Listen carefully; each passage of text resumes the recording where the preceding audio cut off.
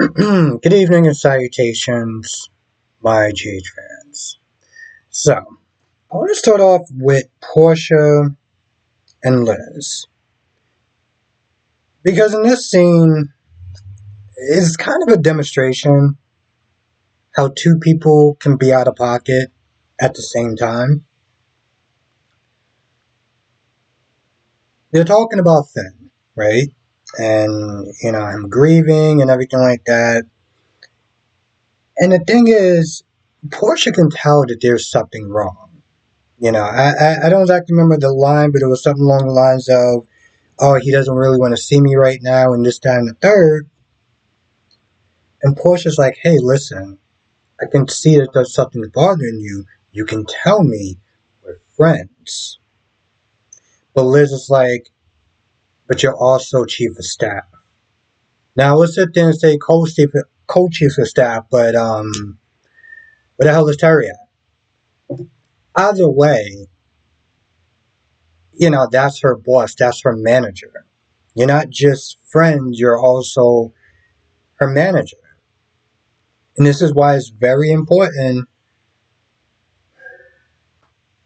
A lot of times you gotta sit there and keep your personal and your professional life separate, right? Because when you don't, you end up with a scene like this. You can tell that Liz wants to sit there and confide in her, but she doesn't want to sit there and give away what's going on with Finn and the confidence and his confidence and everything like that, and make her think of a scenario that's going to be worse than what it might actually be. And Portia, being a level above her, shouldn't even actually have sat there and said, but we're friends. You know? I don't know if this makes sense, but for the people that watch YNR, it's like Lily and Daniel. You know? She should have never got involved with him because that, you know what I'm saying? Like that's his boss right there. And the thing, and the minute that things went sideways, it got ugly really fast. It got personal really fast. But she kept sitting there hiding behind the fact that, oh, it's a work environment issue or some BS or whatever. So there's a point where, she's in a locker and Portia sees her and Liz's about to walk off. And Portia's like, no, don't go anywhere. So finally Liz is like, hey, he's having a rough time. He started drinking again, right?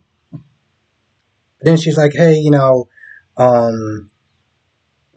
going through a lot, and don't make me regret Snicker telling you this. And again, Portia, you want to know, right? But now you're sitting there looking at it and being like, okay, he already has an addiction with pills and stuff like that. They had a history of that stuff. Should I do the right thing and maybe keep a closer eye on him and monitor him and pull him to the side, whatever they got to do as far as being a boss or whatever, or should I sit there and be like, I got to keep this a secret because we're friends? And then towards the end, they're working or whatever, they're on their phones and stuff, and Liz turns around and it's like, just to reiterate, because now she wants to sit there and try to clean up what she said because she's assuming that Portia is thinking the worst case scenario. So she tries to play the stuff down and she's like, you got to keep this secret. But you just said that she was the chief of staff. So why would the chief of staff actually keep anything a secret if it could involve the hospital, the patients, and stuff like that? Because now you put yourself in the position, if something happens to a patient and you didn't sit there and say anything, you didn't sit there and try to do anything, that's on you. A lot of times you gotta sit there and keep personal and professionalism, your personal life and your professional life separate. Hell, and if that means you can't have friends at your office, then that means you can't have friends at your office.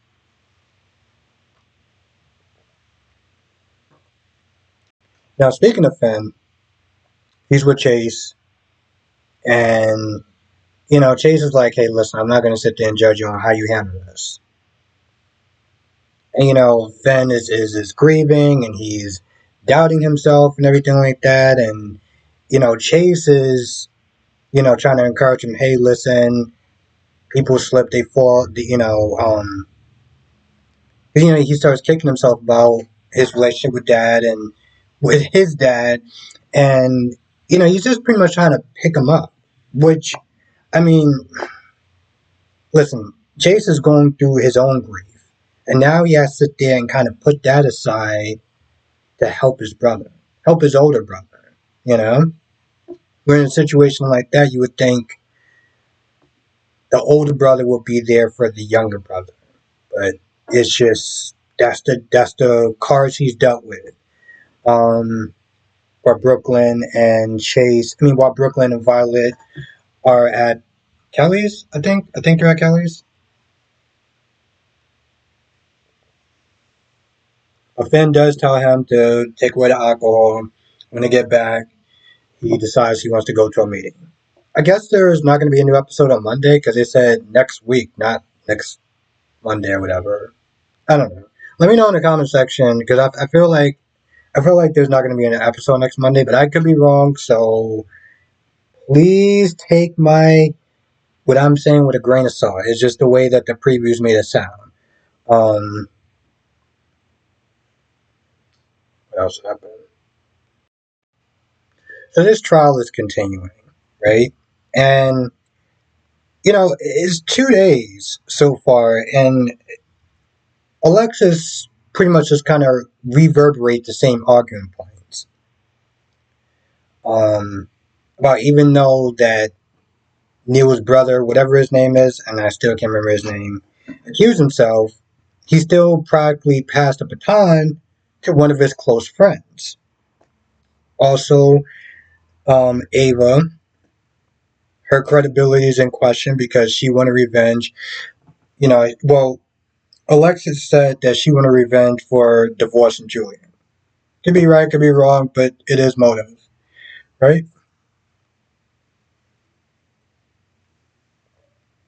It was in a medical setting. It wasn't in, a court of law. And, the guy, he just argues back about the same points.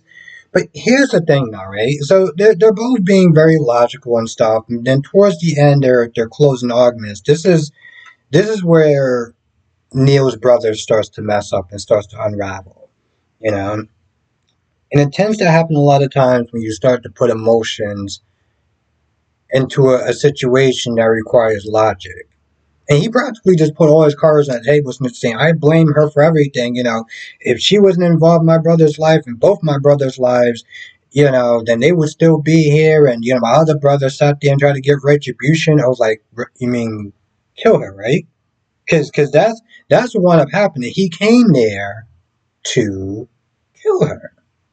So what are you even talking about at this point? It's like, for the guy who's supposed to be so logical, he is falling apart at the seams and just pretty much kind of giving Alexis everything that he wants to make his argument look personal. Because that's what it comes down to. It's a personal vendetta. This is what she said, and this is exactly the way he's been acting the last few minutes of, or if not the entire time they've been in court. The difference is, towards the end, he just starts to get loud and get more emotional than him just letting on. So at the end, he was like, all right, case is closed, and they're going to sit there and wait for 30 days, which is in soap opera time. I don't know, maybe next week. Who knows? It's kind of good in a sense that Liz couldn't get a hold of Alexis because, Liz ran into TJ and Molly and was like, I'm trying to get a hold of your mother. And Molly was like, they're in Albany trying to get back her law license. So I felt like if she would have knew, it would have definitely thrown her off, I would say.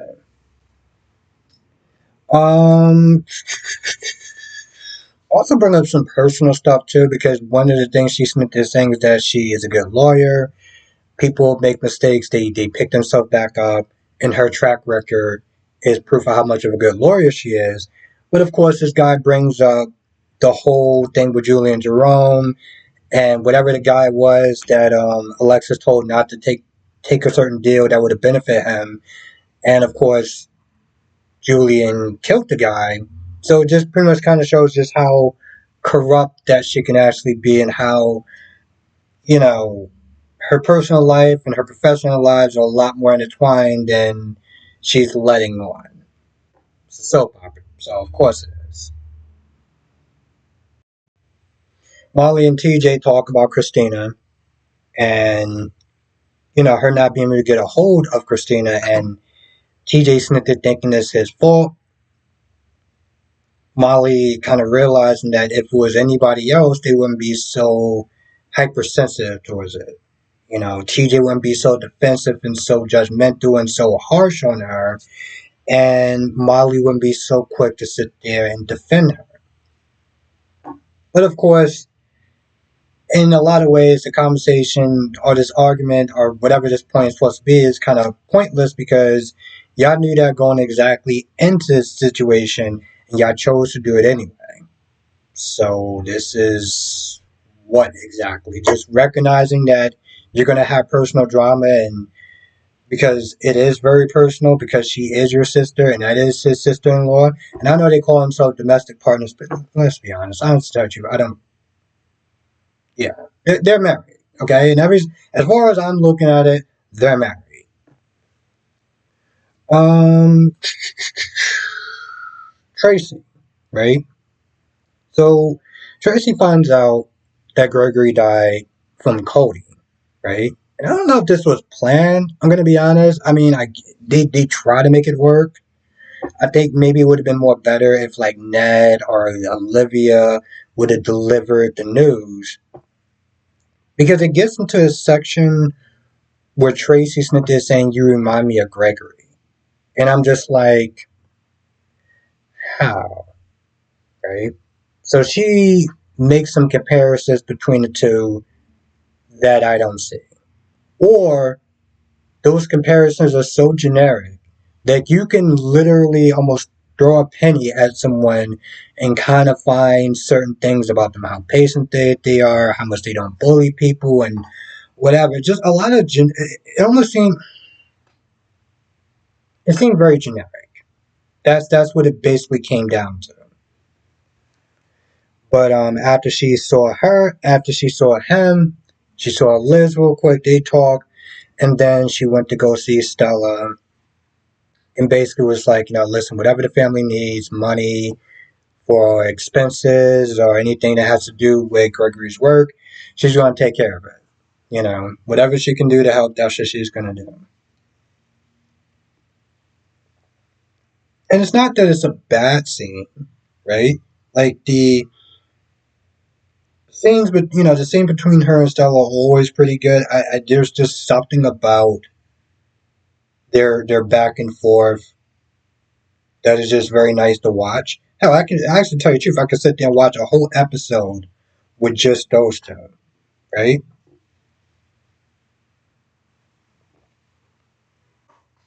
What else happened? Some of the things that I'm sitting there wondering was was Gregory supposed to leave this soon, right? Because initially everyone thought that Gregory was supposed to be a love interest for Alexis, which really did not happen until towards the end. They shared some kisses, or I think maybe one kiss, and then Tracy was there and she started getting close to him. And it almost seemed like they were trying to set this up for a love triangle, right? But you give the guy ALS. And so it's like, what is this supposed to be, right? Because at the end of it, no one got him. They just had some time with him, and then he died, and that was pretty much about it. So why did they try to make it seem like they were trying to set up some sort of love triangle, but then also give him a death sentence? And then when you did have him on with Alexis, for the first couple of moments of them being together, They were annoying together. They were annoying. Particularly Gregory was annoying because he came across as a know-it-all. And okay, they could have actually paired them up in a romantic sense, but they didn't. I don't know. I feel like the story could have just been written a lot better than whatever this outcome was. Because I don't feel like this was the original outcome. Um, and it's unfortunate. A lot of times with these soap operas, there's so much stuff that's going on behind the scenes that they play out in a certain way because drama, they either want to leave, the show wanted them to leave, whatever it was, but it damn sure affected the writing. Sometimes, and that's the thing, sometimes we sit there and we blame the writers, but it's not always the writer's fault. You know, if somebody decides they want to leave, they got to sit there and kind of write them out or whatever, or drama that's going on between two actors, Ingo and Nancy. That affected it greatly. They were supposed to have way more scenes. When Alexis went to jail, her best friend, her Jax and everything like that, did not visit. I think he visited her once, once, right? And that was because of their personal issues. But we're sitting there being like, "Yo, this doesn't make any sense. This is bad writing. No, this is not bad writing. This is back. This is backstage drama." Anyway, I feel like that's about it. I can't think of anything else that wound up happening. But I could have missed something, so I would sit there and say, come to the live stream tonight, 8 p.m. Eastern, 5 p.m. Pacific. We'll sit there and talk about all the shows. General Hospital, Days of Our Lives, Born and Beautiful and Young and Restless, 8 p.m. Eastern, 5 p.m. Pacific. And yeah, I'll see you tonight, hopefully.